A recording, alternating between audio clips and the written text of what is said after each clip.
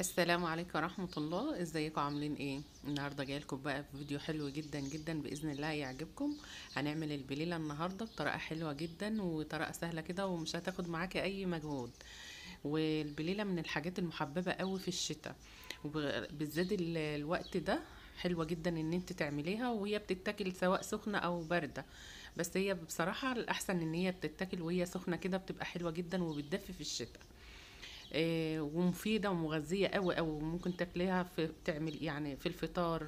حلوة قوي بصراحة. هنعملها لكم النهارده بطريقه حلوه جدا وطريقه سهله كده وبسيطه. بس قبل ما نبدا الفيديو بتمنى منكم تدعوا لهم وابويا دعوه حلوه كده ان ربنا يرحمهم ويغفر لهم ويجعل قبرهم روضه من رياض الجنه، ام وابويا وجماعه امواتنا ان شاء رب العالمين.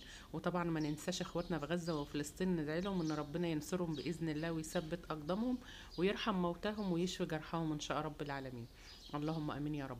عملناها النهارده بطريقه سهله كده وطريقه بسيطه واخده قوام حلو جدا جدا.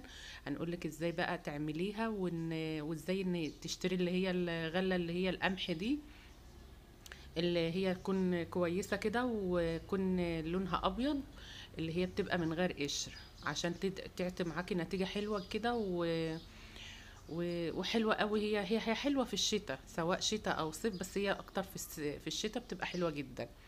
هنعملها النهارده مع بعض باذن الله.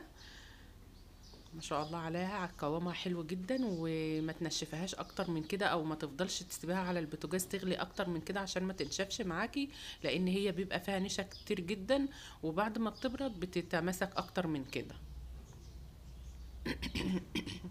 يلا بينا ندخل الفيديو ونشوف الطريقة.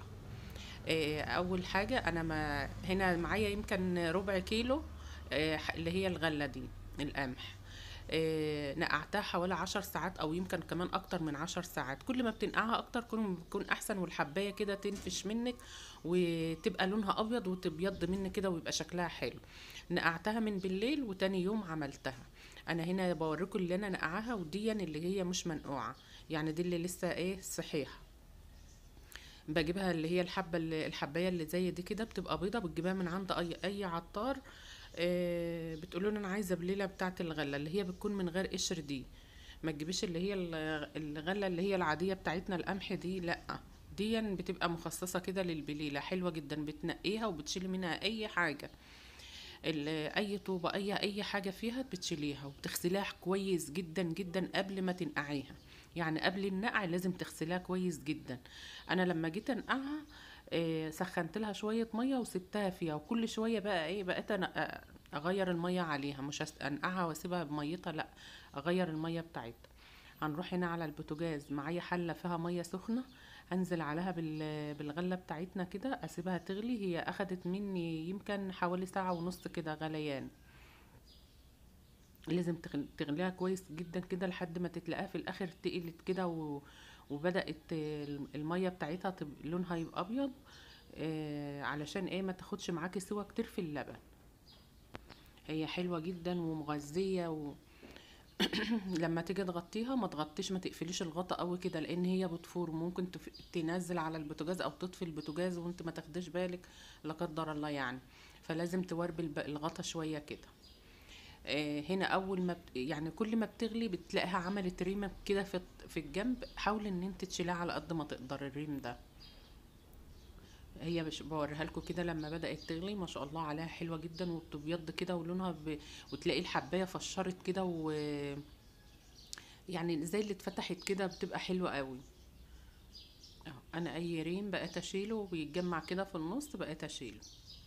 هنا خلاص دخلت مرحلة الغليان، السوا اهي. شوفوا لون المية دي ما بتصفيش البليلة ولا اي حاجة، لا، انت بتسيبها بها كده. المية دي حلوة جدا قوي، وما بتيجي تحط عليها اللبن بتبقى بميتها دي.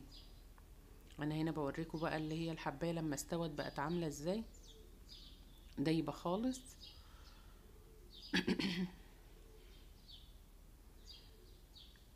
يعني برضو ما تسيبهاش ان هي تغلي لحد ما تبقى عجينة كده لا، يعني تبقى الحباية بحبايتها بس مستوية.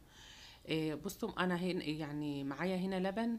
انا بوريكم الاول الكمية دي، مش هحط عليها كل اللبن، يعني هحط عليها كلها لبن، لا، انا هاخد على قد استعمالي دلوقتي، والباقي بعمله بسيبه لما بتبرد خالص، وبعينها في اكياس كده في الفريزر. وقت ما احتاجها بجيبها. لكن ما تحطيش على انت تبع عدد افراد اسرتك، ممكن الربع كيلو تحط عليه اللبن كله، يعني تبع الافراد اللي عندك. انما هي بقول لك لو هي زياده معاكي بتحطها باكياسها كده، وتعينيها في الفريزر، بتبقى سهله جدا. دي كوبايه سكر انا حطيتها على حوالي كيلو لبن. وانتي السكر ده حسب الرغبه، يعني اللي عايزاها مسكره او كده. بس انا لقيتها لسه عايزه سكر، حطيت حوالي ربع كوبايه كمان. بتحط السكر كده، وقبل ما تضيفي اللبن على على البليله، سخني اللبن، اغليه الاول علشان تشوفيه لا يكون رايب ولا حاجه ويبوظ لك البليله. انا هنا اخدت في حله تانية شويه كده، هحط عليهم اللبن واسيبها مع اللبن تغلي كده على البوتاجاز، لحد ما حبيت الغله تشرب مع اللبن قوي.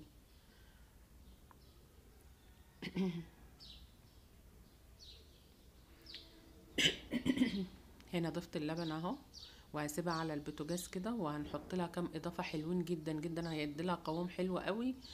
والنار لا تبقى عاليه قوي ولا هاديه قوي، علشان ما تتلسعش منك وتنشف بسرعه، وتكون الغله لسه ما استوتش في اللبن.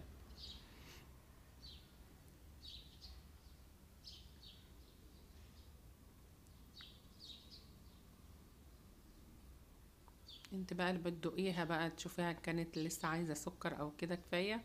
يعني السكر ده بيبقى يعني في ايدك انت. انا ضفت لها كمان شويه سكر اهو. معايا هنا معلقتين جوز الهند، هحط لها معلقتين جوز الهند، بتدولها طعم حلو جدا جدا. حابه انك تضيفيه في قلبها كده، دي براحتك. حابه انك تعمليها على الوش برضو براحتك، دي بترجعلك. وظرف فانيليا. قبل الفانيليا بقى، قبل ما كنت اضيف الفانيليا، المفروض كنت اضيف معلقتين كريم شانتيه، بس انا بصراحه نسيت الخطوه دي. بس ضفتهم تاني، يعني هي ما بتفرقش، بس الفانيليا بنخليها في الاخر. فانا هنا عملت اللي هي معلقتين كريم شانتيه في شويه ميه كده، حوالي معلقتين ميه، وقلبتهم كده وضفتهم عليه، بديلها قوام وطعم تحفه. لو ما فيش عندك مش فيش اي مشكله، مش لازم يعني، ده اضافه يعني كده. لكن هي باللبن وجوز الهند، ولو ما فيش جوز الهند برضو بتبقى حلوه جدا جدا. اهي. ما شاء الله عليها جميله جدا. وما زي ما انا قلت، ما تحاوليش ان هي تنشف منك قوي على البوتاجاز، لان هي شوفوا اللي هي سايبه دي، بعد ما بتسيبيها وكمان الجو برد، بتلاقيها نشفت من اللبن. فهي حاولي ان هي تبقى يعني فيها لبن كده وباذن الله تطلع معاكي احلى واحلى باذن الله. ما شاء الله عليها جميله جدا، وقوامها حلو قوي. يا رب تعجبكم ان شاء الله. ويا رب الفيديو يكون خفيف عليكم، ويكون استفدتوا منه ولو جزء بسيط بإذن الله. وأشوفكم على خير، مع ألف سلامة.